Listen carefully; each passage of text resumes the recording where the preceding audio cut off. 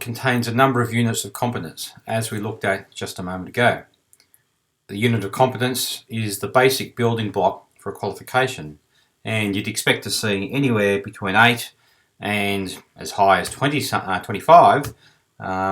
So there's a number of different units of competence per qualification.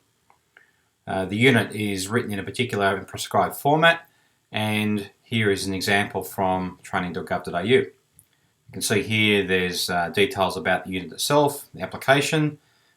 Each unit contains elements and performance criteria. So the element here identify risks and the specific performance criteria that apply to that particular element. So as we can see, 4 elements and a number of performance criteria. A unit also contains what's called foundation skills, and that's the basic language, literacy, numeracy, and employment skills that are incorporated into the actual qualification itself. In this example here, we've got reading, writing, oral communication, numeracy, navigating the world of work, interacting with others, and getting the work done. There's also details and information about the unit mapping.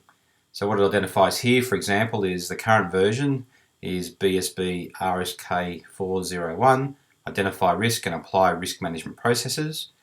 And this is the superseded version of BSB RSK 401A, identify risk and apply risk management processes. We can see here on the right hand side the equivalent status. So what it shows is that the new unit, or the current unit, is equivalent to the previous unit. And there's also a link to show further information in relation to how this unit is actually used. Every unit contains information about the assessment requirements. So in addition to the performance criteria listed earlier, we have a range of performance items that must be identified here and completed. So we have performance evidence, and so individuals must be able to demonstrate the ability to apply organisations and policies and procedures in relation to identifying risk and so on. Okay. We also have knowledge of evidence, and so the individual must be able to demonstrate a range of underpinning and specific knowledge aspects. As an example, outlining techniques for identifying and evaluating risks. There's also information here about specific assessment conditions that must be met.